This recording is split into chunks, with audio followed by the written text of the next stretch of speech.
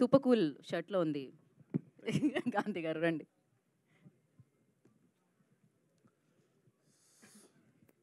అందరికి నమస్కారం. ఆదిత్య గురించి చెప్పాలి, ఏం చెప్పాలన్నా నేను. ఆదిత్య అనుకునేవాడు ఇతను పెద్ద ఆర్ట్ డైరెక్టరు, అతను ఎట్లా అప్రోచ్ చేయాలి, సినిమాలు చేసి బిజీగా ఉంటాడు. కానీ ఫస్ట్ అతని మనసులో బాగా పెద్ద సందేహం ఉండేది. ఓ రోజు ఇలానే ఒక 2-3 టైమ్స్ కాల్ చేశాడు కానీ కలవలేకపోయాను. లాస్ట్ ఓ రోజు కలిసాం. కలిసినప్పుడే ఎప్పుడైతే కథ చెప్పాడో ఐఎమ్ రియలీ లే బ్రో, నేను చేస్తున్నా ఇది, ఖచ్చితంగా ఇది నేను చేస్తున్నాను. ఎందుకంటే ఇది 90s, నేను కూడా 90sలో పెద్ద అది ఏమంటారు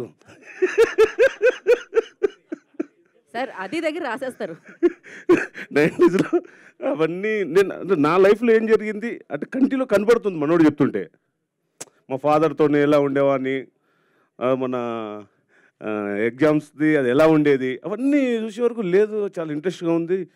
ఇంటర్వెల్ బ్లాక్ వరకు చెప్పాడు. బ్రదర్ నాకు ఒక 10 minutes కావాలి టైం అన్న.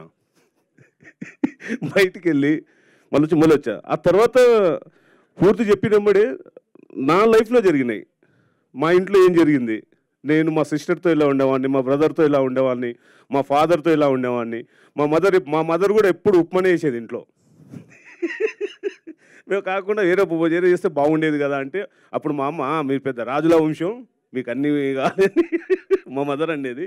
అవన్నీ బాగా నచ్చాయి. దానికి తోడు ఒక శివన్న, ఇంకా అన్న గురించి చెప్పేది ఏం లేదు, అందరికీ తెలుసు. తర్వాత వాసుకి మేము, తర్వాత kids, they have done great. కానీ మళ్ళీ ఒకసారి 90sకి వెళ్తాం దీనివల్ల. అంటే 90s వాళ్ళు ఉన్నారా? యా,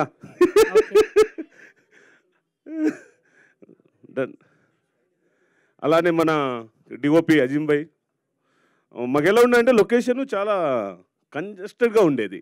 దాన్ని ఎలా చేయాలి, ఎలా డిజైన్ చేయాలి అంటే లేదు బ్రో, ఇలా వెళ్దాం అని ఆ విధంగా. అలాగే మన సురేష్ బొబ్బిలి గారు, గుర్తుపట్టలేకపోయాను అన్న మ్యూజిక్ విషయంలో కానీ. అలానే మన ఎడిటర్ శ్రీధర్, కాస్ట్యూమ్ గారు శ్రీదేవి, తర్వాత బ్రదర్స్ అందరూ బాగా సపోర్ట్ చేశారు. ఇది ఫుల్ ఎంటర్టైన్మెంట్ అండి. అసలు ఫాదర్ క్యారెక్టర్ అయితే అసలు మా ఫాదరే కనపడ్డాడు. మా ఫాదర్ ఇదే, సాయంత్రం వస్తే హోంవర్క్, తర్వాత ఎగ్జామ్స్ వస్తే చెక్ చేయడం, ఇవన్నీ చాలా ఉన్నది. ఇంత మంచి ఆపర్చునిటీ ఇచ్చినందుకు నవీన్ మేడారం గారు, అలాగే ఈ టీవీ విన్ బ్యాచ్కి థ్యాంక్స్ అండి. థ్యాంక్ యూ గాంధీ గారు. Thank you so much.